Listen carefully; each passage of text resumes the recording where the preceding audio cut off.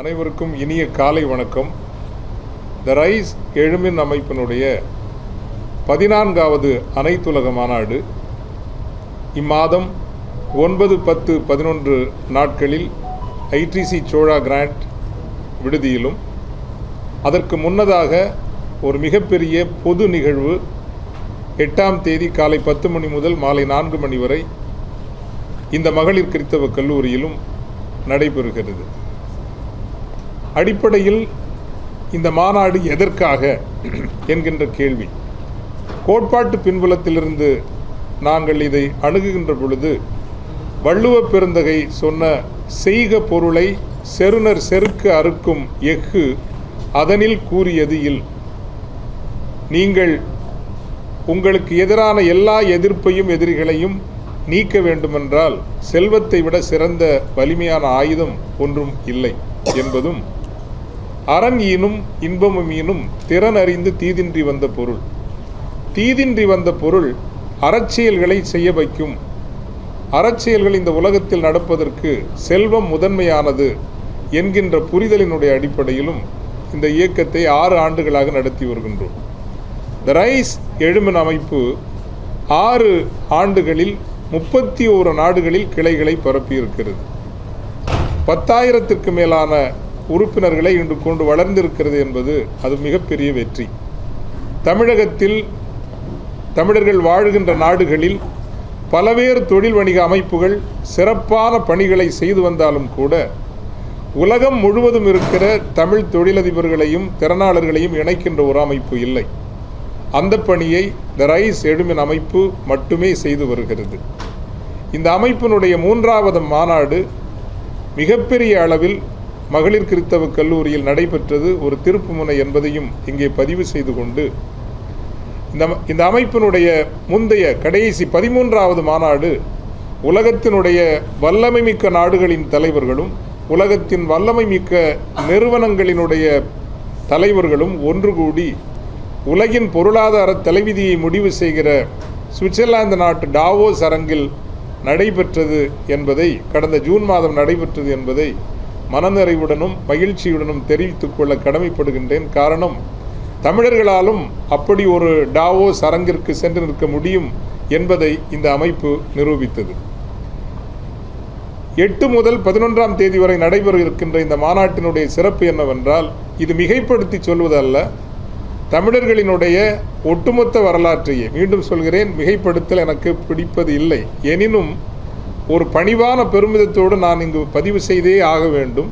தமிழர்களினுடைய ஒட்டுமொத்த வரலாற்றில் இத்தனை நாடுகளிலிருந்து தொழிலதிபர்களும் திறனாளர்களும் ஒரு இடத்தில் ஒன்று கூடி வந்த நிகழ்வு இல்லை. அதுவும் ஒரு பொது சமூக அமைப்பினுடைய முயற்சியால். அரசுகளால் எளிதாக இதை செய்துவிட முடியும். ஆனால் ஒரு பொது சமூக முயற்சியாக 40 நாடுகள், நகரங்கள், நாடுகள் என்றால் ஒரு 31 நாடுகள், மிகப்பெரிய நகரங்கள் என்று இணைத்து பார்க்கின்ற பொழுது 40க்கு மேலான நாடுகள், மிகப்பெரிய நகரங்களிலிருந்து சுமார் 1000 தமிழ் தொழிலதிபர்கள், வணிகர்கள் ஒன்று கூடி இணைந்து வருகிறார்கள். சுவிட்சர்லாந்து நாட்டிலிருந்து மட்டுமே இதுவரை 27 பேர் பதிவு செய்திருக்கிறார்கள். அமெரிக்காவிலிருந்து 30க்கு மேலாக பதிவு செய்திருக்கிறார்கள். அபுதாபி, துபாய் நகரங்களிலிருந்து 70க்கு மேலானவர்கள் பதிவு செய்திருக்கிறார்கள். இப்படி 1000த்திற்கு மேலான 40க்கு மேலான நாடுகள், நகரங்கள் என்பது ஒரு மிகப்பெரிய நிகழ்வு. 1. 2, வருகின்றவர்கள் ஒரு எல்லோரையும் உள்ளடக்குகின்ற என்று சொல்லுகிறோம்ல, இன்க்ளூசிவ், 5 லட்சம் 10 லட்சம் என்கின்ற அளவில் தொழில் செய்கிறவர்களும் வருகிறார்கள். 100 கோடி 1000 கோடி 5000 கோடி என்று தொழில் செய்கிறவர்களும் வருகிறார்கள். ஆக தொழில் தேடி வருகிறவர்களுக்கு தொழில் கிடைக்கும். அதிலும் தமிழ் களத்தில் நடக்கின்ற ஒரு பெரும் அதிசயம், எவ்வித எதிர்பார்ப்பும் இல்லை, நாங்கள் தொழில் கொடுக்க வருகிறோம், தமிழர்களுக்கு உதவ வருகிறோம் என்று சொல்லிக்கொண்டு பதிவு செய்தவர்களை பலர் நாங்கள் அறிந்திருக்கிறோம். இது ஒரு தமிழ் களத்தில் நடக்கின்ற ஒரு பெரிய அதிசயம். தமிழிலேயே பேசி தொழில் வணிகம் செய்ய முடியும் என்கின்ற தன்னம்பிக்கையினை ஆங்கிலம் தெரியாத தமிழ் தொழிலதிபர்களுக்கு, தமிழ் தொழிலதிபர்கள் 90% பேர் ஆங்கிலத்தில் சரளமாக பேச தெரிந்தவர்கள் அல்ல. அவர்கள் பொதுவாக இப்படிப்பட்ட நிகழ்வுகளுக்கு வருகின்ற பொழுது ஒரு தயக்கமும் கூச்சமும் இருப்பது உண்டு. அந்த தயக்கம், கூச்சம் என்கின்ற தடைகளை கடந்து நீங்கள் தொழில் வணிகம் செய்ய முடியும் என்கின்ற தன்னம்பிக்கையினையும் இந்த அமைப்பு உருவாக்கி இருக்கிறது. இன்னொரு மிக முக்கியமான என்னவென்றால் வெவ்வேறு துறைகளுக்கும் இங்கு தனித்துவம் தரப்படுகிறது. இப்போ உதாரணமாக இப்போ டாக்டர் வெற்றிவேல் அவர்கள் இங்கே இருக்கின்றார்கள். பீவல் குழுமத்தினுடைய தலைவர் அவருடைய தலைமையில் தமிழ் டாக்டர்ஸ் இன்டர்நேஷனல் என்கின்ற அனைத்துலக தமிழ் மருத்துவர்கள் மற்றும் மருத்துவத்துறை சார்ந்தவர்களுக்கான ஒரு கூட்டமைப்பை வைத்திருக்கின்றோம். அவர்கள் இந்த மாநாட்டிற்குள் ஒரு நாள் முழு நிகழ்வை நடத்துகின்றார்கள். 21ஆம் நூற்றாண்டிலான மருத்துவம் பற்றி அவர் நிறைவில் இங்கு உரையாற்றுவார். இதுபோல வெவ்வேறு துறைகள், இப்போ பேராசிரியர் அவர்கள் இந்த நிறுவனத்தினுடைய பிரின்சிபல் அவர்கள் இருக்கின்றார்கள், விநாயக மிஷன் இருக்கிறது, அவர்கள் தான் எஜுகேஷன் பார்ட்னராக ஹையர் எஜுகேஷன் பார்ட்னராக இருக்கின்றார்கள். 21ஆம் நூற்றாண்டில் உயர்கல்வி எப்படி இருக்கும், எந்த திசைகளில் செல்லும் என்பதை பற்றியும், உயர்கல்வித்துறைக்கும் மனிதவள மேம்பாட்டுத்துறை ஹெச்ஆர், இப்போ சென்னையில் இருக்கக்கூடிய மிகப்பெரிய நிறுவனங்களினுடைய ஹெச்ஆர் ஹெட்ஸ் எல்லாம் கூட்டு வரோம். ஸோ இப்போ கல்லூரிகளில் இருக்கின்றவர்களுக்கு ஹெச்ஆர் ஹெட்ஸை பார்க்குறது கொஞ்சம் கஷ்டமாக இருக்கும். ஆனால் இந்த ரைஸ் அமைப்பு அதற்கான பாலமாக மாறுகிறது. இந்த மாநாடு ஒரு பாலமாக மாறுகிறது. மட்டுமல்ல, இந்த கல்லூரிகளோடு நிரந்தர மென்டர்ஷிப் ப்ரோக்ராம் பண்ணுவதற்கு, அதாவது இப்படியெல்லாம் நீங்கள் உங்களை பயிற்றுவித்து கொண்டால், உங்களை தகுதிப்படுத்தி கொண்டால் வேலை எளிதாக கிடைக்கும் என்று அவர்களை வழி நடத்துவதற்கு சென்னையில் உள்ள, தமிழகத்தில் உள்ள மனிதவள மேம்பாட்டு சமூகம், ஹெச்ஆர் சமூகம் இந்த மாநாட்டின் மூலமாக ஒரு ஒப்பந்த புள்ளியில், ஒரு ஒருமை புள்ளியில் வருகிறது என்பது தனிச்சிறப்பு. அதைவிட முக்கியமாக ஐடி துறைக்கு ஒரு தனித்துவம் கொடுக்கின்றோம். காரணம், டீப் டெக்னாலஜி தெரியும். இன்னைக்கு ஆர்டிஃபிஷியல் இன்டெலிஜென்ஸை பற்றி பேசுகிறோம். ஆனால் நமது அமைப்பில் வருகின்ற பேராளுமைகள் சொல்கிறார்கள் ஆர்டிஃபிஷியல் இன்டெலிஜென்ஸ் என்பது முடிந்து போய்விட்டது, அடுத்து நாம் பேச வேண்டியது குவாண்டம் இன்டெலிஜென்ஸ், அதை பற்றி பேசுவோம். அதற்கு அடுத்து என்ன நடக்கப் போகிறது? 2 திசைகளில் இதை நாங்கள் அணுகுகின்றோம். எப்படி என்றால், ஒன்று, இன்று 2025 என்ன நடக்கிறது என்பதல்ல, 2040 என்ன நடக்கப் போகிறது, அதற்கு தமிழ் சமூகத்தை ஆயத்தப்படுத்துவது எப்படி என்கின்ற உரையாடலும். இந்த டீப் டெக் என்பது வெறும் ஒரு சிறு தொகுதியினருக்கானது மட்டுமல்ல, கடைக்கோடி தமிழர்களுக்கும் கொண்டு சேர்ப்பது எப்படி. அதற்காக இந்த மாநாட்டில் தமிழக அரசிற்கும் தமிழுலகிற்கும் ஒரு முக்கியமான பரிந்துரையை கூட நாங்கள் முன்வைக்கின்றோம்.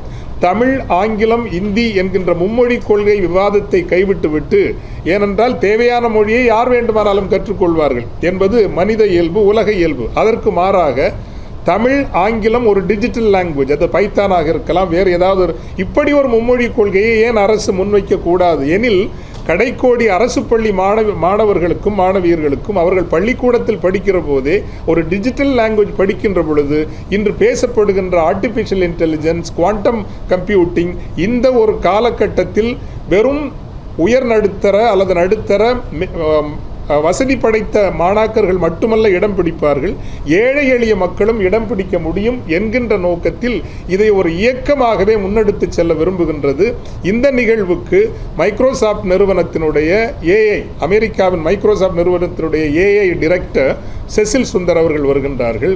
அதே போல அமெரிக்காவில் ஃபெக்கி ஏஐ என்கின்ற ஒரு மிகப்பெரிய நிறுவனத்தினுடைய கணேஷ் ராதாகிருஷ்ணன், டிலிகன் வேலி நம்ம ஊரில் நடத்தி அந்த ஊரிலும் அமெரிக்காவிலும் மிகப்பெரிய நிறுவனம் பிரபாகரன் முருகையா, அப்படி என்று நாம் நினைத்து பார்த்திட முடியாத, அல்லது ஜோஹோ நிறுவனத்தினுடைய இயக்குனர் ராஜேந்திரன் தண்டபாணி, இப்படி மிகப்பெரிய ஆளுமைகள் இந்த மாநாட்டிற்கு வருகின்றார்கள். எல்லோருக்கும் இது கிடைக்க வேண்டும். ஐடிசியில் வரவங்களுக்கு கொஞ்சம் செலவு அதிகமாக தான் இருக்கும், ஏன்னா 3 நாள் செலவுங்கிறது அதிகம். ஆனால் சென்னையில் இருக்கிற ஆர்டிஃபிஷியல் இன்டெலிஜென்ஸ் படிக்கிற பிள்ளைங்க, டேட்டா சயின்ஸ் படிக்கிற பிள்ளைங்க, இன்னும் கம்ப்யூட்டர் சயின்ஸ் படிக்கிற பிள்ளைங்க இந்த அறிவையெல்லாம் பெற்றுக்கொள்ள வேண்டும் என்பதற்காக மகளிர் கிறித்தவ கல்லூரி முன்வந்த காரணத்தினால் சென்னையினுடைய அனைத்து கல்லூரிகளுக்கும் தகவல் சொல்லி 1000க்கும் மேலான மாணவர்களை இந்த உலக ஆளுமைகள் 8ஆம் தேதி 10 மணி முதல் மாலை 4 மணி வரை சந்தித்து தங்கள் அறிவையும் தங்கள் அனுபவத்தையும் ஆர்டிஃபிஷியல் என்ற துறையில் என்னென்ன செய்ய முடியும் என்பதையும் பகிர்ந்து கொள்கிறார்கள். இது ஆக இப்படி பல நிகழ்வுகள், குறைந்தபட்சம் B2B தான், ஏற்றுமதி இறக்குமதி வணிகம் செய்கின்றவர்களுக்கு ஒரு மிகப்பெரிய வாய்ப்பு. இந்த மாநாட்டினுடைய முழக்கம் அறைகூவலே வணிகம் வெல் வைய தலைமைகொள், செல்வத்தில் வென்றால்தான் தமிழர்கள் இன்று சிறக்க முடியும் என்பதால் என்ன சிறப்புன்னு நீங்கள் கேட்பீங்க. வேற ஒன்றும் கிடையாதுங்க. 40 நாடுகளில் இங்கே இருக்கக்கூடிய தொழில் வணிகம் செய்கிறவங்க, ஏற்றுமதி இறக்குமதி பண்ணுறவங்க ஒவ்வொரு ஊருக்கும் போயிட்டு வரணும்னா அது பல லட்சக்கணக்கான செலவு. எந்த செலவும் இல்லாமல் சென்னைக்கு வந்தால் மட்டும் போதும். அதுவும் சென்னையில் இருக்கிறவர்கள் மாலையில் வீட்டுக்கு சென்று விடலாம். நீங்கள் பகல் நேரத்தில் வந்து 40 நாடுகளின் நகரங்களின் தொழில் வணிக தமிழ் ஆளுமைகளோடு ஒரு நல்லுறவை உருவாக்கி கொள்ளலாம், ஏற்றுமதி இறக்குமதி வணிகம் சிறக்கச் செய்யலாம் என்கின்றது இந்த மாநாட்டினுடைய ஒரு தனித்துவம். குறைந்தபட்சம் ஒரு 1000 கோடி அளவுக்காவது தொழில் வணிக பரிமாற்றங்கள் சிறு குறு நடுத்தர தொழில் முனைவோர் மத்தியில் நடக்கப் போகிறது எங்களினுடைய ஒரு மதிப்பீடாக இருக்கிறது. இன்னொரு மிக முக்கியமான தனித்துவம் இந்த மாநாட்டில் என்ன இருக்கிறது என்றால், சமூக நோக்குடைய சில முக்கிய செயற்பாடுகளையும் இந்த மாநாட்டின் ஊடாக நாங்கள் எடுக்கின்றோம். அதில் ஒன்று ஏற்கனவே நான் சொல்லிவிட்டேன், இந்த மும்மொழி கொள்கை என்பது புதிய மும்மொழி கொள்கை. தமிழ் ஆங்கிலம் ஒரு டிஜிட்டல் மொழி, அந்த டிஜிட்டல் மொழி பல மொழிகள் இருக்கின்றன, ஏதேனும் ஒரு டிஜிட்டல் மொழி என்பது. இரண்டாவது, பாராளுமன்ற உறுப்பினர்களோடு, அதாவது அரசியலுக்கும் தொழில் முனைவோருக்கும் ஒரு இடைவெளி இருக்கிறது. ஏதாவது காரியங்களாக வேண்டுமென்றால் சென்று பேசி காரியம் சாதித்துக் கொள்கிற ஒரு அணுகுமுறை தான் இருக்கிறதே தவிர, ஒவ்வொரு மாதமும் அல்லது 3 மாதங்களுக்கு ஒரு முறை இந்த தொழில் வணிக சமூகமும் அரசியல் சமூகமும் இணைந்து வந்து உரையாடுகின்ற ஒரு ஒழுங்கு, ஒரு பண்பாடு இங்கு இல்லை. அதை உருவாக்குங்கள் என்று நாங்கள் ஒரு கோரிக்கையாக வைக்கின்றோம். காரணம், அரசியல் பொருளாதாரம் என்பது மிக முக்கியம். இன்றைக்கு நீங்கள் பார்த்தீங்கன்னா காரியங்கள் சாதிக்கிறவர்கள் தப்பாக எடுத்துக்கொள்ளக்கூடாது, வடநாட்டவர்களாகத்தான் அதிகமாக இருக்கிறார்கள். காரணம், அவர்கள் அரசியல் சமூகத்தோடு இணக்கப்பாடாக நடந்து கொள்கிறார்கள். அரசியல் சமூகத்தோடும் தொழில் வணிக சமூகம் இணைந்து வருகிற ஒரு போக்கையும் நாங்கள் உருவாக்கி விரும்புகின்றோம். 2, மூன்றாவது மிக முக்கியமாக, இந்தியா மிகப்பெரிய பொருளாதாரம், சந்தை. இந்திய சந்தை என்பது மிகப்பெரிய சந்தையாக அடுத்த 20 ஆண்டுகளில் வருகின்ற போது வேற்று மாநிலத்தவர்களெல்லாம் இங்கு வந்து சிறப்பாக வணிகம் செய்கிறார்கள். தமிழர்களும் எல்லா மாநிலங்களுக்கும் செல்ல வேண்டும் என்பதற்காக கர்நாடக மாநிலம், பெங்களூர், மும்பை, புவனேஸ்வர், கல்கத்தா, டெல்லி போன்ற நகரங்களில் நமது கிளைகள் தொடங்கப்பட்டிருக்கின்றன. பெங்களூரில் மட்டுமே 4 கிளைகள் இருக்கிறது. 75க்கும் மேலான தமிழர்கள் அங்கிருந்து இந்த மாநாட்டிற்கு வருகிறார்கள். மும்பையிலிருந்து வருகிறார்கள், புவனேஸ்வரிலிருந்து வருகிறார்கள், புதுடில்லியிலிருந்து வருகிறார்கள், கல்கத்தாவிலிருந்து வருகிறார்கள், அந்தமான் நிக்கோபார் தீவுகளிலிருந்து வருகிறார்கள். இந்தியாவுக்குள்ளேயே உலக அளவுக்கான வணிகம் செய்கின்ற வாய்ப்புகள் இருக்கின்ற பொழுது தமிழர்களே அதை நீங்கள் பயன்படுத்திக் கொள்ளுங்கள், தமிழக எல்லையை கடந்து ஏனைய மாநிலங்களுக்கும் செல்லுங்கள். அதற்கான ஒரு ஒழுங்கையும், அந்த வகையில் புதுடில்லியில் மட்டுமல்ல தமிழ்நாடு ஹவுஸ் இருக்க வேண்டும், கர்நாடகத்திலும் இருக்க வேண்டும், மும்பையிலும் இருக்க வேண்டும், ஏனைய முக்கிய நகரங்களிலும் தமிழக இல்லம் என்று ஒன்று இருக்க வேண்டும். அது தமிழ் தொழிலதிபர்களுக்கு உதவியாக இருக்க வேண்டும் என்பதை நாங்கள் இந்த மாநாட்டின் மூலமாக கேட்கின்றோம். 4வதாக மிக மிக முக்கியமானது, தமிழீழ அந்த போரில் விதவைகளானவர்களினுடைய எண்ணிக்கை மட்டுமே 1 லட்சத்திற்கு மேல். கணவனை இழந்து விதவைகளான தமிழ் பெண்களினுடைய எண்ணிக்கை 1 லட்சம் பேர். அவர்களில் பலர் இறந்து விட்டார்கள். இன்னும் பதிவு செய்த அட்டவணைப்படி 70,000த்திற்கு மேலான விதவைகள், கணவனை இழந்தவர்கள் என்று சொல்லலாம், விதவைகள் என்பது கூட, ஆனால் புரிதலுக்காக மட்டும் அதை சொல்கிறேனே தவிர நான் அந்த வார்த்தை, அந்த சொல்லை ஏற்றுக்கொள்கிறவன் அல்ல. கணவனை இழந்த பெண்கள் 70,000 பேர் இருக்கிறார்கள். அவர்களுக்காக நம்பிக்கை என்ற ஒரு திட்டத்தை ஹலீமா அறக்கட்டளையுடன் இணைந்து இந்த மாநாடு அறிவிக்கிறது. ஏற்கனவே ஹலீமா அறக்கட்டளை இதற்காக 80 லட்சம் ரூபாயை ஒதுக்கி இருக்கிறது. அது மாடு வளர்ப்பாக, கறவை மாடு வளர்ப்பாக இருக்கலாம், ஒருங்கிணைந்த ஒரு விவசாயமாக இருக்கலாம். 1 ஆண்டு காலத்தில் அவர்கள் ஒரு கூட்டுறவாக மாற வேண்டும்.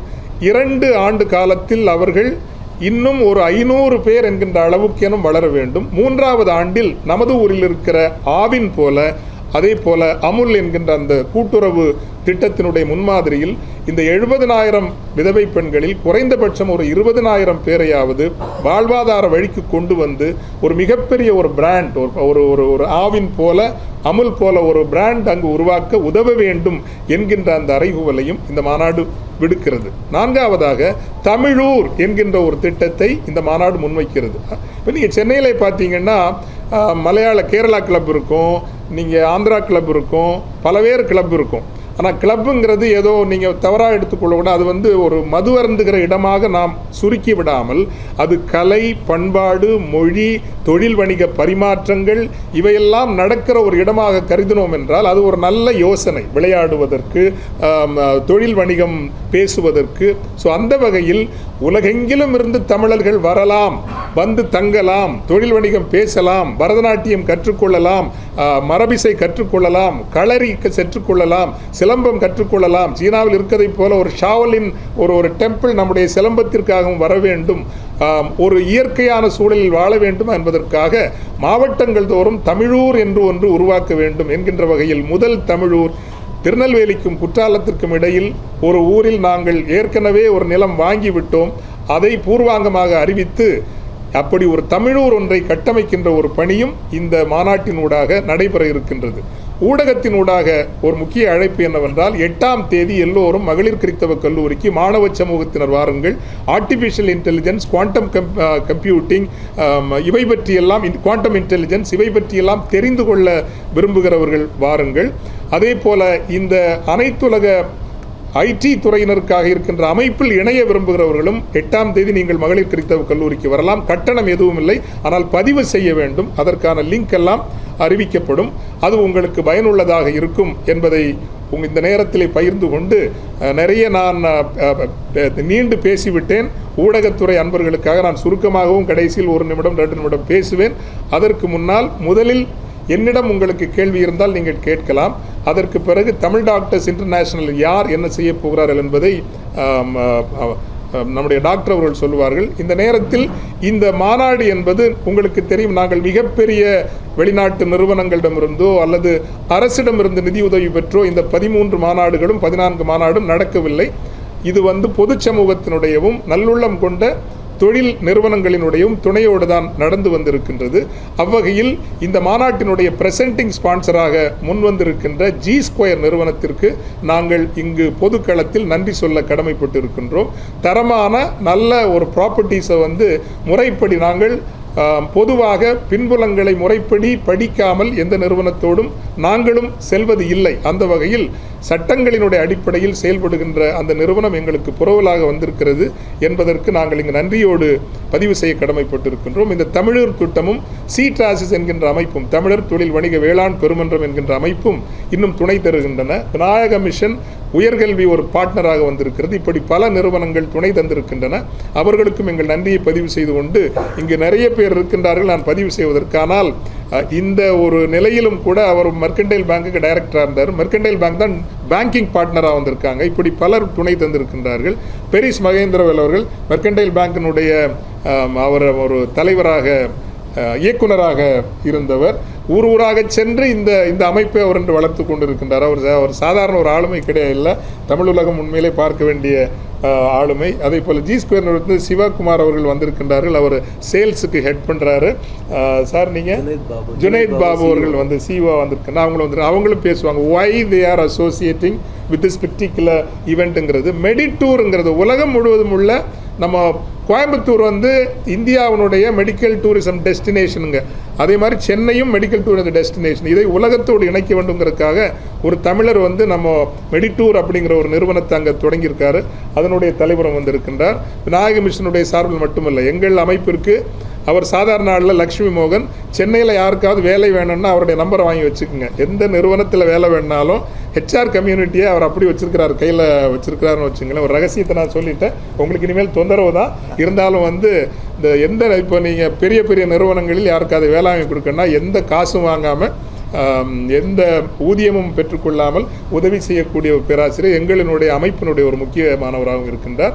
மற்றபடி இந்த நாளை ஒழுங்கு செய்த எல்லோருக்கும் ஊடகங்கள் இந்த சமீப நாட்களாக இந்த முயற்சியை நன்றாக புரிந்து கொண்டிருக்கின்றன. அந்த உதவி தந்து கொண்டிருப்பதற்கு நாங்கள் உண்மையிலேயே பெரிய நன்றி கடன் பட்டிருக்கின்றோம். நியூஸ் 7 தோழமையாக தந்திருக்கிறது. தினமணி, இந்தியன் எக்ஸ்பிரஸ் தோழமையாக எங்களுக்கு வந்திருக்கின்றார்கள். எல்லோரும் தோழமை தந்தால் இன்னும் நன்றாக இருக்கும் என்கின்ற ஒரு வேண்டுதலோடும் நிறைவு செய்து கொண்டு, முதலில் நீங்கள் கேள்விகள் கேட்கலாம். அதன் பிறகு டாக்டர் வெற்றிவேல் அவர்கள், அதன் பிறகு G2 நிறுவனம் அவர்கள் சொல்வார்கள். பெரிஸ் அவர்களும் ஒரு சில வார்த்தைகள் சொல்வார்கள். நிறைவாக நான் ஒரு 2 நிமிஷத்தில் முடிச்சேன். மன்னிக்கணும், ஐயோ நாம் சொல்ல வேண்டிய முக்கியமான விஷயத்தை மறந்துட்டேங்க. இனாகரேஷன் அப்படின்னு இல்லைங்க, ஒவ்வொரு துறை சார்ந்தும் நாங்கள் அந்தந்த துறை சார்ந்த அமைச்சர்களை நாங்கள் கூப்பிட்டுருக்கிறோம். மூத்த அமைச்சர்கள் என்று பட்டியலிட்டு வரிசைப்படுத்த வேண்டுமென்றால் நமக்கு நகர்ப்புற நிர்வாகம், குடிநீர் வழங்கல் துறை அமைச்சர் மாண்புமிகு KN நேரு அவர்கள் தன்னுடைய வருகையை உறுதி செய்திருக்கின்றார்கள். சிறு குறு நடுத்தர தொழில் வளர்ச்சிக்கான அமைச்சர் மரியாதைக்குரிய மாண்புமிகு தாமோ அன்பரசன் அவர்கள் தன்னுடைய வருகையை உறுதி செய்திருக்கின்றார்கள். ஐடி துறை அண்ட் டிஜிட்டல் சர்வீசஸ் துறைக்கான அமைச்சர் டாக்டர் பழனிவேல் தியாகராஜன் அவர்கள் தன்னுடைய வருகையை உறுதி செய்திருக்கின்றார்கள். அவர் மகளிர் கிறிஸ்தவ கல்லூரிக்கும் தன்னுடைய வருகையை உறுதி செய்திருக்கின்றார்கள். தொழில்துறை அமைச்சர் மாண்புமிகு திரு டிஆர்பி ராஜா அவர்கள் தன்னுடைய வருகையை உறுதி செய்திருக்கின்றார்கள். இன்னும் ஓரிரு அமைச்சர்கள் அந்த நேரம் அசம்பிளி வேறு அனௌன்ஸ் பண்ணியிருக்காங்க போல இருக்கு. 7, 8, 9, 10 அனௌன்ஸ் பண்ணியிருக்காங்க.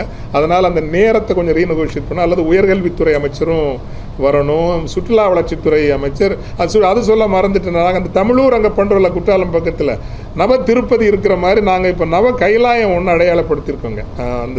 அந்த பகுதியில் அதாவது அகத்தியமலையை ஒட்டியே தாமிரபரணியை ஒட்டியே வருகின்ற சிவாலயங்கள் நவ சிவாலயங்களை அடையாளப்படுத்தி நவ திருப்பதிக்கு நீங்கள் போகிற மாதிரி நவ கைலாயத்துக்கும் வாங்க அப்படின்னு ஒரு அழைப்பை இந்த மாநாட்டின் ஊடாக நாங்கள் விடுக்கிறோம்.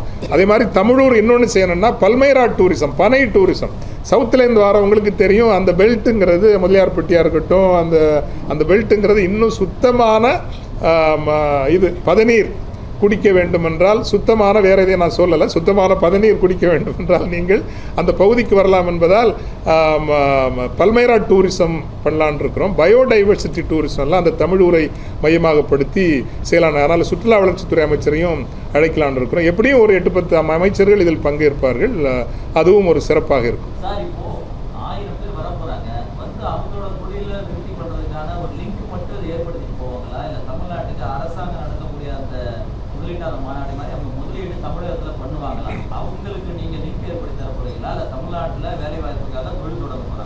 இதில் உங்கள் கேள்விக்கு 2 வகையான பதில் உண்டுங்க. ஒன்று, அடிப்படையில் தமிழர்கள் ஒருவருக்கொருவர் தொழில் வணிக உறவை உருவாக்கி கொள்வது அதுதான் முதல் அடிப்படை. ஸோ நெட்வொர்க்கிங் தான் 60% முக்கியத்துவம் என்பது தமிழர்கள் ஒருவருக்கொருவர் தொழில் வணிக உறவை உருவாக்கி கொள்வது. உள்ளபடியே 9, 10, 11 நாட்களில் இந்த மாநாடை வைப்பதற்கு காரணமும் 11, 12 அயலகத் தமிழர்களுக்கான நிகழ்வு நடைபெறுகின்றது. இங்கு வருகிறவர்கள் அப்படியே 11ஆம் தேதி மதிய உணவை முடித்துக்கொண்டு அயலகத் தமிழர் நிகழ்வுக்கும் எல்லோரும் இணைந்து செல்ல வேண்டும் என்பதற்காகத்தான் இந்த கால ஒழுங்கையே முடிவு செய்தோம்.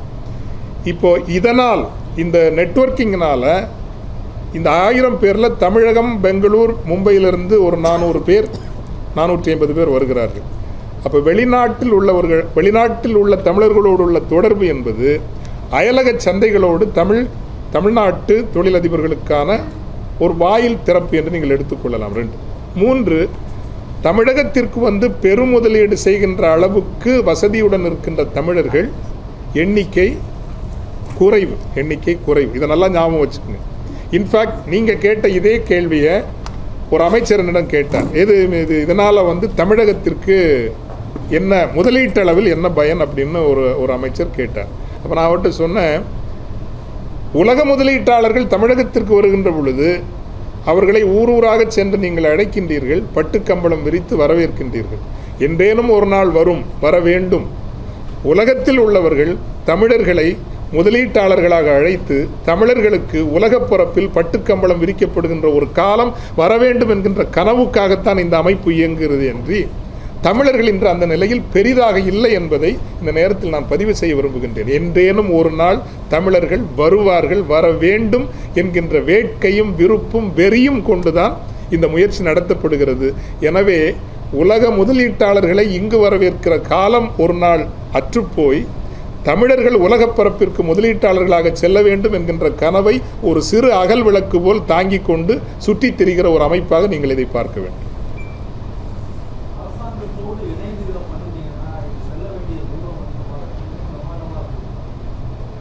தான் 8-10 அமைச்சர்கள்லாம் வர்றாங்க இல்லைங்களா?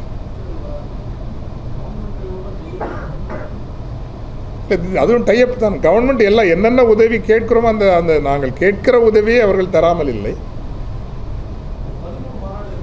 ஆமாம்,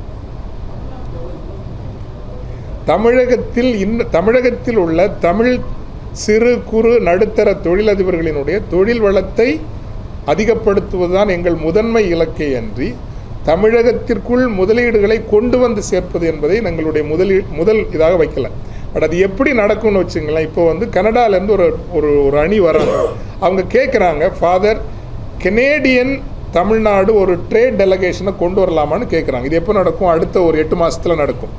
அதில் தமிழர்கள் மட்டுமல்ல, கனடாவில் இருக்கிற மிகப்பெரிய நிறுவனங்கள் ஒரு 40 பேரை இங்கு அழைத்து கொண்டு அமைச்சரை ஏனைய அரசு சார்ந்தவர்களை சந்திக்க வைக்க ஒழுங்கு செய்ய முடியுமான்னு கேட்குறாங்க இன்னைக்கு. அல்லது மலேசிய அரசு இந்தியாவினுடைய 6 மாநிலங்களில் தன் முதலீட்டை அதிகரிக்க வேண்டும் என்று முடிவு செய்திருக்கிறது. தென்னக மாநிலங்கள் கேரளம், தமிழகம், தெலுங்கானா, ஆந்திரா, ஒடிசா மற்றும் கர்நாடகா, இந்த 6 மாநிலங்களை முதலீடு செய்யணுங்கிறப்போ யாரை அவர்கள் இடைப்பாட்டாளராக அணுகுவது அப்படின்னு தேடினதில் நம்ம அமைப்பை அவங்க தேடி இருக்கிறாங்க. ஸோ ரைஸ் அமைப்பை கேட்டிருக்கிறாங்க. இப்போ நம்ம என்ன பண்ண முடியும்? ஏனைய மாநிலங்களுக்கு முதலில் இந்த 6 மாநிலங்களுக்கும் ஒருங்கிணைக்கின்ற, இன்னும் அது முடியலை, பூர்வாங்க முடியலை, அதனால் நான் வந்து அறிவிக்க முடியாது. ஆனால் எங்களையும் அவர்கள் கேட்டிருக்கிறார்கள். எங்களுக்கு சந்தேகம் என்னென்னா, மற்ற மாநிலங்களில் எடுத்து செய்கின்ற அளவுக்கு எங்களுக்கு ஆற்றல் இருக்கிறதா என்கின்ற ஒரு ஐயப்பாடு. ஆனால் மலேசியா ஒரு நாடு இங்கு வருகின்ற போது அந்த முதலீட்டை அரசோடு இணைப்பதற்கு ஒரு நிறுவனத்தை தேடுகிற பொழுது அந்த இடத்தில் நாங்கள் இருக்கிறோம் என்பதை ஒரு ஸ்ட்ராட்டஜிக் வேல்யூவாக நாங்கள் பார்க்குறோம். 2, 3 ஓமான் நாட்டில் கடந்த நவம்பர் மாதம் மாநாடு நடத்தினோம். அந்த அரசோடு எங்களுக்கு ஒரு உடன்பாடு ஏற்பட்டது, ஒரு புரிந்துமை ஏற்பட்டது. நீங்கள் மகிழ்ச்சியோடு இதை அறிய வேண்டும். கடந்த நவம்பர் மாதத்திற்கும் இந்த டிசம்பர் மாதத்திற்குமான இடைவெளியில் 45 தமிழர்கள் அங்கு தொழில் நிறுவனங்கள் பதிவு செய்திருக்கிறார்கள் என்பது தமிழர்களை உலகமயப்படுத்தும் ஒரு முக்கியமான முயற்சி. எனவே எங்களினுடைய அடிப்படை ஒரு நோக்குங்கிறது முதலீடுகளை கொண்டு வருவது அல்ல. அந்த இடத்துல நாங்கள் இல்லை. ஆனால் இப்போ எந்த அளவுக்கு வளர்ந்துருக்கிறோன்னா, வெகு முதலீடுகளை தமிழகம் நோக்கி மடைமாற்றம் செய்கிற அளவுக்கு இன்று வளர்ந்திருக்கிறோம். அதை செய்ய தொடங்கி இருக்கிறோம், செய்வோம்.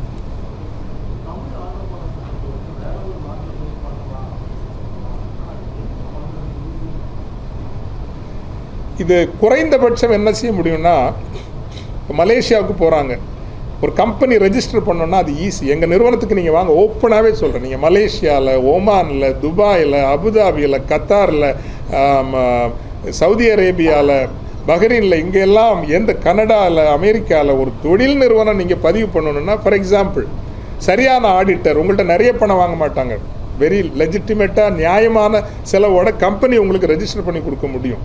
சில நாடுகளில் அரசோடு தொடர்படுத்தி கொடுக்க முடியும். அது கனடாவாக இருக்கலாம், சுவிட்சர்லாண்டாக இருக்கலாம். இப்படி ஒரு 10-12 நாடுகளில் கவர்மெண்ட்டோட ஒரு ஈக்குவேஷன். ஓமான்லாம் நீங்கள் தைரியமாக வாங்க, கவர்மெண்ட்டோட நாங்கள் உள்ளே நுழைஞ்சு போய் பேசுகிற அளவுக்கு எங்களுக்கு கான்டாக்ட் இன்னைக்கு இருக்குது. ஸோ இந்த உதவிகளை நம்ம செய்ய முடியும். 3 முறைப்படி எப்படி நீங்கள் நிதி திரட்டுவது.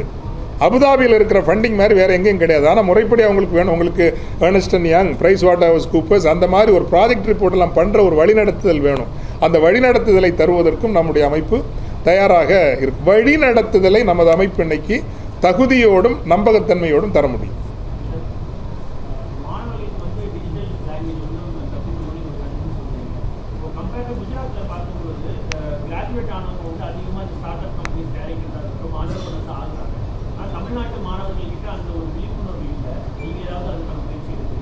நம்ம எல்லாம் சேர்ந்து அதை ஒரு கேம்பெயின் பண்ணலாங்க. நீங்கள் கேட்குறது உண்மைதான். இப்போ தமிழ்நாட்டில் ஐபிஓ போகணுன்னு நினைக்கிற நிறுவனங்கள் கூட இந்த ஐபிஓ ஃபண்ட் ரைசிங்க்கு ஸ்டாட்யூட்ரி ஃபண்ட் ரைசிங்னு ஒன்று இருக்குது. இந்தியாவிலேயே அந்த ஃபண்ட் ரைசிங் நீங்கள் பண்ணணுன்ட்டு, அந்த ஸ்டாட்யூட்ரி ஃபண்ட் ரைசிங்க்கு தமிழ்நாட்டுக்குள்ளே அவங்களால ரைஸ் பண்ண முடியல. எங்கே போகிறாங்கன்னா குஜராத்து தான் போகிறாங்க. இது நம்மை பொறுத்தவரையில் நமது பண்பாட்டில் இன்னும் அந்த ரிஸ்க் எடுக்கிற மனநிலை வரல. ஸோ அந்த ரிஸ்க் மென்டாலிட்டி எப்படி கொண்டு வரணுங்கிறப்போ 8ஆம் வகுப்பு 10ஆம் வகுப்புலேயே நம்ம இந்த ஸ்டாக் மார்க்கெட்லாம் நம்ம பிள்ளைங்களுக்கு கொஞ்சம் சொல்லி கொடுக்கணும் அப்படின்னு நான் நினைக்கிறேன். அதில் சிலது கேட்டுவா, ஐயோ எங்கள் பிள்ளைங்களை கெட்டுவிடாதீங்கன்னு சொல்கிறவங்களும் இருப்பாங்க. பட் நான் நினைக்கிறேன் நம்ம பிள்ளைங்களுக்கு இந்த ரிஸ்க் எடுக்கிற அந்த இதெல்லாம் நம்ம கற்றுக் கொடுக்கணும் அப்படின்னு நான் நினைக்கிறேன். அதுக்கு இன்ஃபேக்ட் டெஸ்ட்னு ஒரு அமைப்பை நாங்கள் யோசித்து வச்சுருக்குறோம். தமிழ் ஆண்டர்ப்ரினர்ஷிப் ஸ்கூல் அப்படின்னு ஒரு முயற்சி ஒன்று இருக்குதுங்க. முதல் முயற்சி எடுக்க போன நேரமே நாங்கள் என்ன சொன்னாங்கன்னா, ஐயோ யார்கிட்ட பேசணும்னு சொல்ல வேணாம், அரசு சார்ந்த ஐயோ இதுக்குன்னு எவனோ விளம்பரம் சாமியாருங்க வந்தால் பிரச்சனை வர மாதிரி ஸ்டாக் மார்க்கெட்டு சொல்லிக் கொடுக்க புதிய சாமியார் ஒருத்தர் வந்திருக்காருன்னு அது பிரச்சனை பண்ணிவிடுவாங்க அப்படிங்கிற ஒரு ஸோ அந்த ரிஸ்க் கேபிட்டல் அப்படிங்கிற ஒரு விஷயத்தை கொடுக்கணும். நாங்கள் 5 வருஷமாக அதை பேசிகிட்டு இருக்கிறோம். அது எப்படி ரிஸ்க் கேபிட்டலை புரிஞ்சுக்கணுன்னா, இப்போ தமிழ்நாட்டில் வந்து ஒரு மாதம் 1000 ரூபாவை சேரிட்டி கொடுக்குறது இல்லைங்க, ரிஸ்க் கேபிட்டல்னால் உங்களுக்கு புரியும்னு நினைக்கிறேன். 1000 ரூபாங்கிறது ஒரு வருஷத்தில் 1500ஆகவும் மாறலாம், 2000ஆகவும் மாறலாம், சில நேரம் அது வந்து 100 ரூபாயாகவும் சுருங்கலாம். பட் 1000 ரூபாங்கிறது ஒரு சாதாரண ஒரு அஞ்சப்பொருளையோ அல்லது எங்கேயோ போய் ஒரு லஞ்சுங்கிற கணக்கில் ஒரு 1000 ரூபா நீங்கள் எடுத்து போடுறீங்கன்னா 1,00,000 பேர் 1000 ரூபா போட்டாச்சுன்னா கணக்கு கொஞ்சம் வீக். எவ்வளோ வருது என்னாச்சு? 1 கோடியா 10 கோடியாவது வருது? 10 கோடி ரூபா வருதுங்க. 10 கோடி ரூபாங்கிற ஒரு 10 தொழிலுக்கு போதும் சொல்கிறேன்.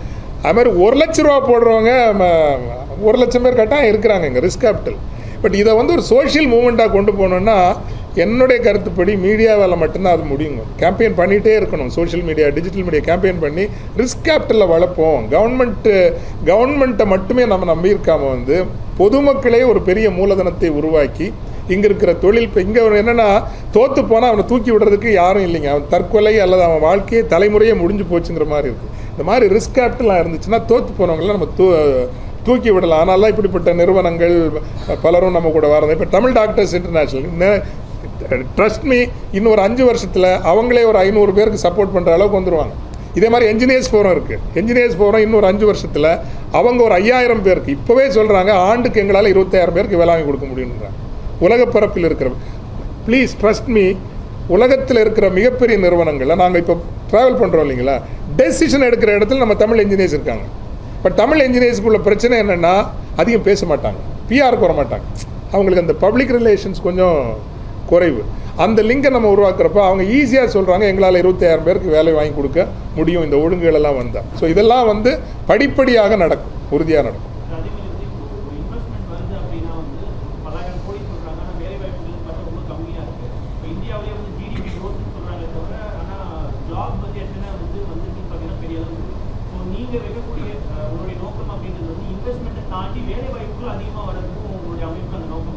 ரெண்டு கொள்கையை வச்சுருக்காங்க எங்கள் முழக்கம். எல்லா மேடையிலும் தெரியும், இருக்கிறவங்களுக்கு தெரியும். பெரியது சிறப்பு, சிறியதும் அழகு. இது வந்து எங்கள் அமைப்பினுடைய ஒரு முழக்கங்களில் ஒன்று. மீண்டும் சொல்கிறேன், பெரியது சிறப்பு, சிறியதும் அழகு. அந்த வகையில் 1000 பேருக்கு வேலை கொடுக்குற நிறுவனங்களை உருவாக்குவது என்பது பெரிய வேலை, பெரிய முயற்சி. ஆனால் 10 பேருக்கு வேலை கொடுக்குற 100 நிறுவனங்களை உருவாக்குவது எளிது. அது 1000 பேராக மாறிடும்.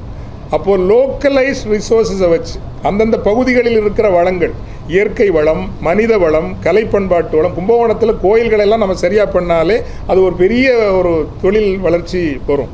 அல்லது கங்கை கொண்ட சோழபுரம் அல்லது வெளிநாட்டுக்காரங்க என்ன கேட்குறாங்க, இந்த டாய்லெட் வசதிகள், இந்த மாதிரி அடிப்படை சில வசதிகளை தான் கேட்குறாங்களே தவிர மற்றபடி ரோடெல்லாம் இப்போ ரொம்ப நல்லா ஆயிடுச்சு வந்து. ஸோ டூரிசம் பொட்டன்ஷியல், இதனுடைய அடிப்படையில் சிறு குறு தொழில் முயற்சிகளை மிக பெரிதாக செய்ய வேண்டும் என்கின்ற பரப்புரை தான் எங்களுடைய பலமே என்று, பணம் எங்களுடைய பலம் இப்போதைக்கு இல்லை.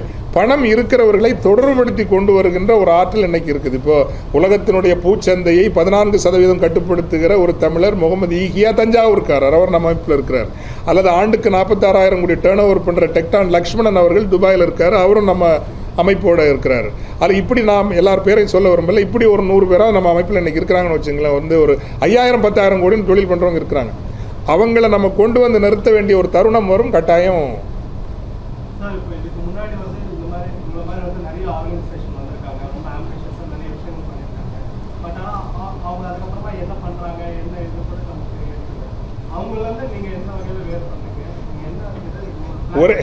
ஒரே வேறுபாடுங்க, இன்னும் குரல் மங்கவில்லை, மடிந்து போகவில்லை. அந்த குரல் ஒலித்து கொண்டே இருக்கிற இந்த மெசேஜ் போயிட்டே இருக்குது. ஒன்று. ரெண்டாவது முக்கியமான ஒன்று பார்த்தீங்க அப்படின்னா, உலக அளவில் தமிழர்களை இன்னைக்கு இணைக்கிற அளவுக்கு இப்படி ஒரு அமைப்பு இல்லைங்கிறது எல்லாரும் இன்றைக்கி ஒத்துக்கிறாங்க. இதில் மாற்று கருத்தே இல்லை. இது ஒரு பணிவோடும் ஒரு இதை சொல்ல முடியும். வந்து நீங்களே சொல்லுங்கள், இந்த 40 நாடுகள் நீங்கள் எங்களால் சொல்ல முடியும், இந்த 40 நாட்டில் உங்களுக்கு என்ன தொடர்பு வேணாலும் உருவாக்கி கொடுக்க முடியும் அப்படிங்கிற அளவுக்கு இந்த அமைப்பு வளர்ந்துருக்குது. அதைத்தான் இந்த 6 ஆண்டுகளில் ஒரு சாதனையாக நாங்கள் பார்க்குறோம். அது தொடர்ந்து செய்துட்டு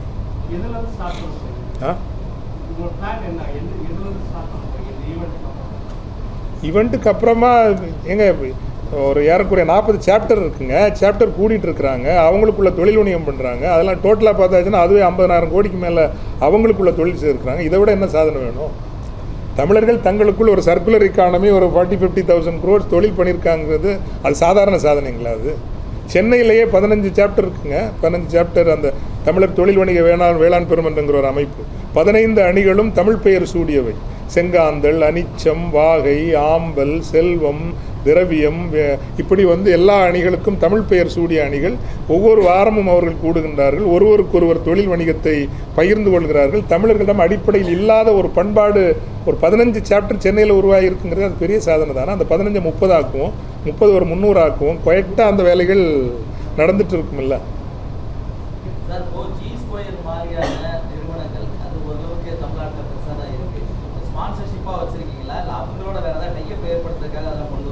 டையப்பு ஏற்படுத்துறதுலையும் தப்பு ஒன்றும் இல்லைன்னு நான் வெளிப்படையாக சொல்லிடுறேன். ஒரு சட்டப்படி தொழில் செய்கின்ற நிறுவனத்தோடு எந்த டையப்பும் தவறு இல்லை.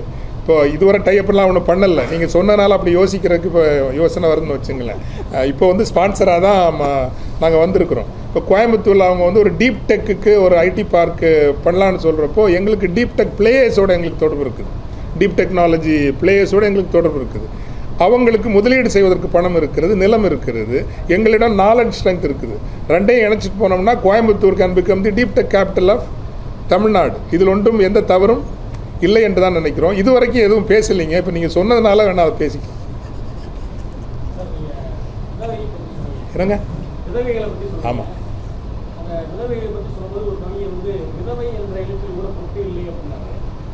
அதுக்கு மறைந்த முத்தமிழ் கலைஞர் சொன்னார், விதவை என்பது வடமொழி எழுத்து, அதை தூய தமிழ் கைம்பெண் என்று எழுதலாம். ஆக தமிழகத்திலே மறுவாழ்வு உண்டு சொன்னார். அந்த அடிப்படையில் நீங்கள் ஒரு 20,000 விதவைகளுக்கு தற்சார்பு பொருளாதாரத்தை ஏற்படுத்தி கொடுப்பதில் அந்த பத்திரிகையாளர் சார்பில் நன்றியை தெரிவித்து கொள்கிறோம். அது இப்போ அங்கே நம்ம நண்பர் சொன்னது போல வேலை வாய்ப்பில் என்னுடைய சார்பில் சொல்லிக் கொள்கிறேன்.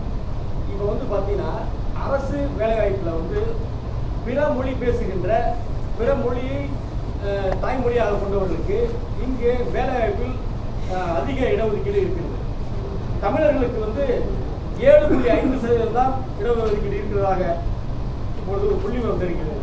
உதாரணம் சொல்ல வேண்டும் என்றால் வட இந்தியர்களுக்கு 12.5% வேலைவாய்ப்பு தமிழக அரசு இடஒதுக்கீட்டில் உள்ளதாக இருக்கிறது. எனவே நமது ரைஸ் சார்பிலே இந்த தொழில் முனைவு சிந்தனையை விதைக்கின்ற நீங்கள், முதலீட்டை ஈர்க்கின்ற நீங்கள், அரசு வேலைவாய்ப்பை, தமிழர்களுடைய அரசு வேலைவாய்ப்பு பற்றி நீங்கள் எடுத்து கூறுவீர்கள். அதாவது சரியான புள்ளி விவரங்கள் எனக்கு தெரியல. நீங்கள் உண்மையிலே நீங்கள் சொன்ன புள்ளி விவரங்கள் முதல்ல நான் வெரிஃபை பண்ணிக்கிறேன். ஆனால் பொதுவாக பிற மாநிலங்களில் சொல்லப்படுகின்ற நிலத்தின் மக்களுக்கு 80% வேலை வாய்ப்பு அரசு பணிகளில் மட்டுமல்ல தனியார் துறைகளிலும் தரப்பட வேண்டும் என்கின்ற கோரிக்கையை நான் தனிப்பட்ட முறையிலும் என்னுடைய அமைப்பும் பொதுக்களத்தில் அறிவித்து அதை நிலைநிறுத்துவதற்கு எந்த தயக்கமும் இல்லை. அதில் நான் உங்களோடு உடன்படுகின்றேன். இந்த கைம்பெண் என்ற சொல் எனக்கு தெரிந்த சொல் தான், ஆனால் அதை நான் பயன்படுத்த தவறிவிட்டேன், மன்னிக்கவும். இனிமேல் கைம்பெண் என்கின்ற சொல்லை நான் இனிமேல் பயன்படுத்துகின்றேன். இந்த விதவைங்கிறது சில பலருக்கும் பொதுக்களத்தில் புரிகிறது என்பதால் அதை சொன்னேன். சரி, அதுக்கு முன்னால் இந்த தமிழ் டாக்டர்ஸ் இன்டர்நேஷனல் என்ன பண்ண போகிறாங்கிற டாக்டர் சொல்லுங்கள். வணக்கம், டாக்டர் வெற்றிவேல். ரைஸ் அமைப்பின் மூலமாக இப்போ தமிழ் டாக்டர்ஸ் என்றேன்னு ஒரு சாப்டர் தொடங்கியிருக்கோம். இதில் எல்லா உலகத்தில் இருக்க எல்லா தமிழ் டாக்டர்ஸை நெட்வொர்க் பண்ணுற ஒரு முயற்சி எடுத்து இப்போ துபாயில் சாப்டர் ஆரம்பிச்சிருக்கோம். லாஸ்ட் 4 மாதத்துக்கு முன்னாடி கிட்டத்தட்ட 60 டாக்டர்ஸ் இன் துபாய், தமிழ் பேசுகிற டாக்டர்ஸு இங்கேருந்து போயிருக்காங்க. இப்போ அவங்க நம்மளை பார்த்து ஒரு சந்தோஷமாக ஒரு ஒருங்கிணைச்சு திரும்ப இப்போ துபாய் இந்த மாநாட்டுக்கு வர்றாங்க ஐடிசிக்கு. இதே மாதிரி சவுதி அரேபியா சாப்டர் ரெடி ஆகிக்கிட்டு இருக்குது, மொரீஷியஸ், மலேசியா போல் நாளில் இருக்கு. இப்போ டாக்டர்ஸ் சேர்ந்தால் என்ன பண்ண முடியும் அப்படின்னு கேட்டிங்கன்னா, இப்போ ஃபாதர் சொன்ன மாதிரி தமிழ் டாக்டர்ஸ் ஒன்றிணைந்தால் என்ன பண்ண முடியும்? ஒன்று, நம்ம பேஷண்ட்டுக்கு ட்ரீட்மெண்ட் அவங்க கொடுக்கலாம், அங்கே உள்ள அட்வான்ஸ் டெக்னாலஜி இங்கே கொண்டு வரலாம். இது மாதிரி ஒரு பல முயற்சியில் நிறையா ஆரம்பிச்சிருக்கோம். இது படிப்படியாக முன்னேறி எல்லோருக்கும் ஒரு பெனிஃபிட்டாக இருக்கும் இந்த நெட்வொர்க் அப்படிங்கிற ஒரு பெரிய ஒரு நம்பிக்கையோடு நாங்கள் எல்லாம் சேர்ந்துக்கிட்டு இருக்கோம். இந்த மாநாட்டில் ஒரு நாள் ஃபுல் டே கான்ஃபரன்ஸ், இல்லை நம்ம தமிழ்நாட்டில் இருக்க doctor, hospital owners, insurance sector, technology sector எல்லாம் பெரிய பெரிய ஸ்பீக்கர்ஸ் வர்றாங்க. பேனல் டிஸ்கஷன் வச்சுருக்கோம்.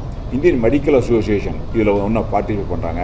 முக்கியமாக டிஎன் ஸ்டார்ட் அப், நம்ம தமிழ்நாடு கவர்மெண்டோட ஸ்டார்ட் அப் நிறுவனம் ஒரு 40 ஸ்டார்ட் அப் இன் தமிழ்நாடு தமிழ் மக்கள் ஸ்டார்ட் அப் கம்பெனிஸை பிச் டெக் கொண்டு வரோம். அதில் இன்வெஸ்டர்ஸ் ஒரு 30 இன்வெஸ்டர்ஸ் பார்ட்டிசிபேட் பண்ண ஒத்துக்கிட்டாங்க. ஸோ 40 கம்பெனியை பிச் பண்ணும்போது இந்த 30 இன்வெஸ்டர்ஸ் அதில் முதலீடு பண்ணுறதுக்கான ஒரு அருமையான ஆப்பர்ச்சுனிட்டி கிரியேட் பண்ணியிருக்கோம். இந்த full one day conference will benefit எல்லா டாக்டர்ஸ் அண்ட் எனிபடி இந்த health care related people participate பண்ணலாம். ஸோ இந்த மெசேஜை நீங்கள் பப்ளிக் கொண்டு போனால் இது ரொம்ப ஹெல்ப்ஃபுல்லாக இருக்கும் இந்த ஆர்கனைசேஷனுக்கு. தேங்க்யூ. ஒரு சில வார்த்தையில் பெரிசு அவர்கள். அனைவருக்கும் இனிய ஆங்கில புத்தாண்டு நல்வாழ்த்துக்கள். அடுத்து வரக்கூடிய தமிழ் புத்தாண்டு வாழ்த்துக்கள். ஒரே உள்ளூரில் இருக்கிறவங்கள ஒருத்தருக்கு அறிமுகம் இல்லாமல் இருக்கவங்கள கூட உலக அளவில் அறிமுகப்படுத்தக்கூடிய எளிமின் அமைப்புங்கிறதுக்கு நிறைய உதாரணங்கள் சொல்ல முடியும். சிவகாசிலையும் சென்னையில் இருக்கக்கூடிய 2 தொழிலதிபர்கள் இங்கே சந்திச்சுக்கலாம். அவங்க மலேசியாவில் சந்தித்து அவங்களுக்குள்ள ஒரு புரிந்துணர்வு ஒப்பந்தம் போட்டு இப்போ 2 வருஷமாக வருஷத்துக்கு 12 கோடி ரூபா அவங்களுக்குள்ள டர்ன் ஓவர் நடக்குது. இது ஒரு சின்ன உதாரணம். இதே மாதிரி ஏன்னா இது 50,000 கோடி 40,000 கோடினா அப்போ அந்த லெவலில் இருக்கவங்களுக்கு மட்டும்தானே அப்படிங்கிறது இல்லை. அடித்தட்டில் இருக்கிறவங்கலேருந்து அவங்க ஒரு சின்ன லெவல்லேருந்து எக்ஸ்போர்ட் பண்ணால் கூட அவங்கள கம்பைன் பண்ணி கொண்டு போகக்கூடிய ஒரு பெரிய முயற்சியை நம்முடைய எளிமின் அமைப்பு அருட்தந்தை அவர்கள் தலைமையில் ஏற்பாடு செஞ்சிட்ருக்கிறோம். நிறைய எக்ஸாம் இந்த 13 தொடர்ந்து எல்லா சமிட்லையும் கலந்துட்டுருக்கிறோம். வித்தியாசமான கமிட்மெண்ட்ஸு. ஒரு பெரிய ஃபுட் இண்டஸ்ட்ரி, இன்னொருத்தர் பாடி அலைன்மெண்ட் பண்ணுறாரு. அவங்களுக்குள்ள ஒரு எம்ஓஐ போட்டு அது ஒரு மிகப்பெரிய ஒரு விஷயமாக நடந்துகிட்ருக்குங்க. ஸோ இந்த நம்முடைய எளிமின் அமைப்புங்கிறது கடைக்கோடி தமிழருக்கும் பயன்படக்கூடிய ஒரு விதமாக இப்போ நாங்கள் ஃபாதரோடு எல்லாம் ரோட் ஷோ அப்படிங்கிறது சின்ன கிராமங்களில் கூட போய் அவங்களுக்கு ஒரு விழிப்புணர்வு உருவாக்கியிருக்கிறோம். அவங்களாம் இந்த மாதிரி ஒரு விஷயத்தை சிந்திச்சு கூட இருக்க முடியாது. அவங்களுக்கு ஒரு சிந்தனை உணர்வு உருவாக்கியிருக்கிறோம். இந்த ஆரா அப்படின்னு சொல்லுவாங்க. இந்த இடத்துல ஒரு கோயில் போனால் எப்படி ஒரு பக்தி உணர்வு வருதோ, இந்த ரைஸ் அமைப்பில் இந்த சம்மிட்டில் கலந்துக்கிட்டாங்கன்னா அவங்களுக்கு ஆட்டோமேட்டிக்காக அந்த பிஸ்னஸ் ஆண்டர்பிரினர்ஷிப் ரொம்ப பெரிய லெவலில் வரும். இப்போ அது ஸ்டூடெண்ட்ஸுக்கும் கொண்டு போகக்கூடிய அடுத்த கட்டமாக போயிட்டுருக்குறோம். ஸோ எங்களுடைய வேண்டுகோள் சின்ன விஷயங்களோட மீடியாவில் பெரிய விஷயமாக வந்துட்டுருக்கு. ஆனால் மிகப்பெரிய சாதனைகளை ரொம்ப அமைதியாக ஒரு 6 வருஷத்தில் 14 மாநாடுகள், அது உலக உச்சி மாநாடு, அவர்கள் சொன்ன மாதிரி சுவிட்சர்லாந்திலிருந்து மலேசியாவிலேருந்து இதெல்லாம் சாத்தியமாகக்கூடிய விஷயம் இல்லை. இது இறையர்களாலும் எல்லோருடைய நம்பிக்கையின் அடிப்படையில் இது சாத்தியமாகிட்டு இருக்குது. எங்களுக்கு இதில் மீடியா சப்போர்ட்டுங்கிறது நீங்கள் எந்த அளவுக்கு இதை வெளியில் கொண்டு வரீங்களோ, தமிழ் இன்னும் உயரணும், தமிழர்கள் உயரணும். அவருடைய ஒரே கருத்து பொருளாதார ரீதியில் உயர்ந்தால் தான் தமிழ் நிலைக்கும், தமிழர்கள் நிலைக்க முடியுங்கிறனால உங்களுடைய ஒத்துழைப்பை அன்போடு கேட்டுக்கொண்டு சிறு துரு வணிகர்களுக்கான ஒரு ரெப்ரசன்டேட்டிவாக 100 ஆண்டு கண்ட 4 தலைமுறை தொழிலதிபராக இருக்கக்கூடிய நானும் அருட்தந்தையருடன் இணைந்திருக்கிறேன்னு சொன்னோம்னா ஒரு மிகச்சிறந்த ஆளுமைகள், ஒரு சிறந்த பண்பாளர்கள் இருக்கக்கூடிய ஒரு அமைப்பு. உங்களது ஆதரவை எப்போயும் தொடர்ந்து தர வேண்டும் என்று கேட்டு நிறைவாக ஜி2 நிறுவனம் ஏன் இது வங்கித்துறையிலிருந்து நீங்கள் வந்திருக்கிறீங்க, தொழிலதிபர்களோடு வரும்போது உங்களுக்கு முதலீடோ உங்களுக்கு அவங்களுக்கு நீங்கள் பணம் கொடுக்கறதுல ஒரு பெரிய கஷ்டம் இருக்காது. ஏன்னா தொழில் இருக்குது. புதிய தொழில் தொடங்குறவங்களை உருவாக்குறதுக்கு எவ்வளோ நீங்கள் முனைப்பு காட்டுறீங்க, அவங்களுக்கு எவ்வளோ நிதி கொடுக்கறதுக்கு, இல்லை கடந்த காலங்களில் எவ்வளோ கொடுத்து உதவி இருக்கிறீங்க? இல்லை உங்களுக்கு நான் தமிழ்நாடு மர்க்கண்ட் வங்கியுடைய முன்னாள் இயக்குனர், அந்நேரம் தொடர்பில் இருக்கிறோம். அந்த வங்கியினுடைய ஸ்ட்ரென்த்தே ரீட்டைல் பேங்கிங் தான், சிறு குறு தொழில் பண்ணக்கூடியவங்களுக்கான ஒரு வங்கி. அதனால தான் இதில் நம்ம டைப்பில் கொண்டு வந்திருக்கிறது காரணம். இது பெரும் தொழிலதிபர்கள் மட்டுமில்லை, சிறு தொழிலதிபர்களும் வர முடியும்னு நான் சொன்னேன். சிவகாசி சென்னையில் இருக்க 2 பேருமே தேர் டிஎம்பி கிளைண்ட்ஸ். ஆனால் அவங்களுக்குள்ள ஒரு கனெக்ட் இல்லை. நாங்கள் அடுத்த கட்டமாக இன்னொரு சிந்தனை கொண்டு போயிருக்கிறோம். இது வரைக்கும் வங்கி வரலாற்றில் இல்லாத ஒரு புதிய ஒரு திட்டத்தை, ஒரு வணிக திட்டத்தை எங்களுடைய எளிமின் அமைப்பு கொண்டு வர இருக்கிறது. அது வங்கி ஹிஸ்ட்ரியில், வங்கி இண்டஸ்ட்ரியில் ஒரு மிகப்பெரிய ஒரு மாற்றத்தை, ஒரு பெரிய நெட்வொர்க்கிங்கை கிரியேட் பண்ணுங்கிறது இந்த நேரத்தில் தெரிவிச்சுக்கிறேன். அதுக்கான ஒரு சிறந்த ஒரு தனிப்பட்ட ஒரு கூட்டமும் நடத்துவோம், வங்கிகளுக்கான ஒரு கூட்டம் நடத்துவோம். இப்பொழுது ஜி2 நிறுவனம் ஏன் வை தே ஆர் பார்ட்டிசிபேட்டிங்கிறதை சில வார்த்தைகள் இப்போது சொல்லுவாங்க. அனைவருக்கும் வணக்கம். நாங்கள் ஜி2 இந்த ப்ரெசன்டிங் ஸ்பான்சராக இந்த ரைஸுங்கிற அமைப்போட சேர்ந்து பண்ணுறோம். ஜி2க்கு ஃபஸ்ட்டு எனி ஸ்பான்சர்ஷிப் பண்ணாலும் அதில் ஒரு அலைன்மெண்ட் இருக்கான்னு பார்ப்போம். இது அலைன்மெண்ட் பார்த்திங்கன்னா ஜி2ங்கிற நிறுவனமே ஒரு 12 வருஷம் ஒரு சாதாரண லெவல் ஒரு தமிழரால் ஆரம்பிக்கப்பட்டு இன்றைக்கி கிட்டத்தட்ட 1000 பேர் ஒர்க் பண்ணுற ஒரு நிறுவனமாக வளர்ந்துருக்கு. ஸோ கிட்டத்தட்ட ஒரு 3 ஸ்டேட்டில் ஒரு 12 லொக்கேஷனில் நம்ம ஆப்ரேட் பண்ணிகிட்ருக்கோம். ஸோ அந்த என்டர்பிரினியல் ஸ்பிரிட்டு, ஃபாதர் சொன்ன மாதிரி ரிஸ்க் டேக்கிங் எபிலிட்டி, இதெல்லாம் இருக்கனால தான் இவ்வளோ தூரம் வளர்ந்து வந்திருக்கும். ஸோ இந்த அமைப்பு கிட்டத்தட்ட அதை தான் பிரதிபலிக்குது எல்லாத்துக்கும். இந்த அமைப்பின் மூலம் இது எல்லாம் இப்போ கேட்டாங்க, ஏன் குஜராத்தில் எவ்வளோ பேர் தொழில் முனைவர் இருக்காங்க, ஏன் தமிழ்நாட்டில் இல்லைங்கிறப்போ அது ரிஸ்க் டேக்கிங் எபிலிட்டியோ அதுக்கான ஒரு கட்டமைப்போ இல்லாமல் இருக்குது ஆக்சுவலாக. ஸோ இந்த மாதிரி ஒரு அமைப்பு, அந்த மாதிரி ஒரு கட்டமைப்பை பண்ணையில் இன்ஸ்பயர் பண்ணையில் நிறைய பேர் அவங்களோட நிறுவனங்களை விரிவாக்கப்படுத்தணும்னு நினைப்பாங்க. வைப்பாங்க, புதிதான தொழில் முனைவர்கள் வருவாங்க. எப்படி ஜி2 மாதிரி நிறுவனங்கள் தமிழர்கள் ஆரம்பிக்கப்பட்டு இன்னைக்கு வெற்றிகரமாக இருக்குமோ, இது போன்ற பல நிறுவனங்கள் இந்த தொழிலுக்குள்ளே வருவாங்க. ஸோ அதனால தான் அந்த அலைன்மெண்ட் பார்த்தனால தான் இவங்க செய்திருக்க பணிகளை பார்த்து தான் கண்டிப்பாக இதை நாங்கள் ஸ்பான்சர் பண்ணணும்னு நினச்சோம். அதனால தான் நாங்கள் இதில் ஜாயின். என் பேர் ஜுனைத் பாபு, நான் chief operating officer of g2.